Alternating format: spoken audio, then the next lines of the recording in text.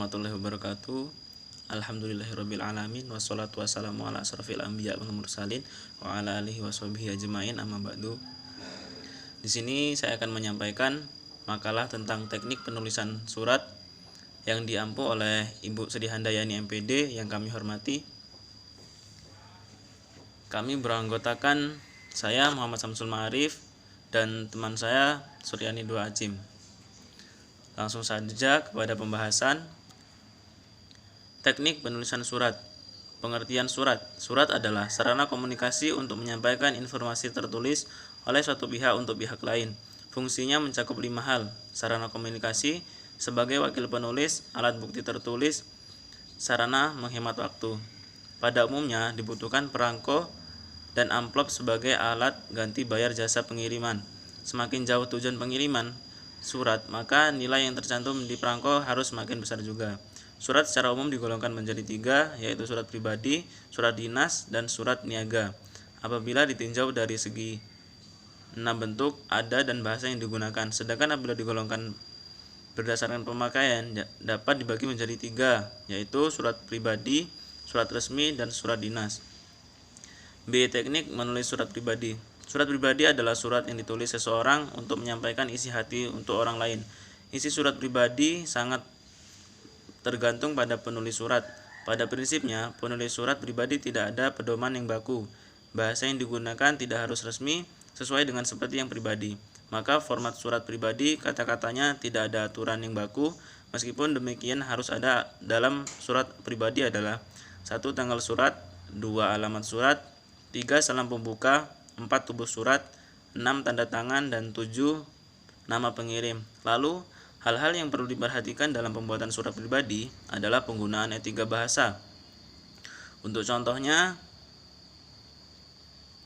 yang C. Teknik penulisan surat resmi. Ditinjau dari segi 6 bentuk, ada dan bahasa yang digunakan. Surat dapat digolongkan menjadi 3 jenis, yaitu surat pribadi, surat dinas, dan surat niaga. Surat dinas ialah komunikasi tertulis tentang kepentingan tugas dan kegiatan dinas antar instansi atau lembaga. Surat dinas bisa berisi pemberitahuan, penjelasan, permintaan, pernyataan pendapat. Terdapat pula surat edaran, surat pengumuman, surat perjanjian, dan surat keputusan. Penulisannya yaitu bagian-bagian surat resmi harus terdiri dari 1. Kepala surat atau kop surat, 2. Tanggal surat, 3. Nomor, lampiran, dan hal atau perihal, dan 4. Alamat tujuan. Dan untuk materi selanjutnya akan dibacakan oleh Mbak Sui Dwi Acim, Mbak Suryani Dwi Acim. Kepadanya dipersilahkan. Baik, di sini saya akan melanjutkan penjelasan dari Syamsul Ma'arif, yaitu pada poin nomor 5, salam pembuka. Jadi salam pembuka ini dimulai dengan kata ibu kota, kemudian diakhiri dengan tanda koma. Kemudian perlu diingat juga bahwa surat kedinasan yaitu tidak menggunakan salam. Contohnya yaitu dengan hormat Assalamualaikum warahmatullahi wabarakatuh.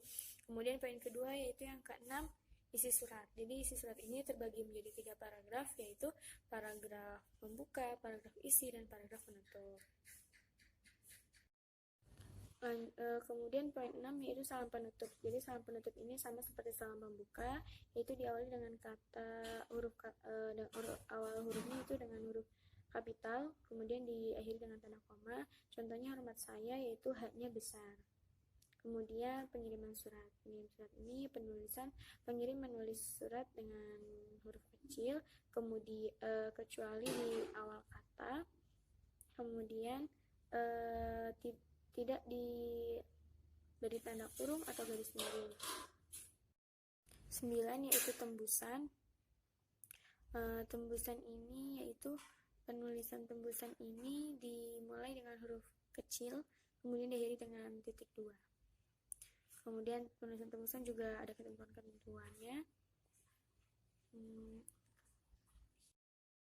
Kemudian poin D yaitu surat niaga.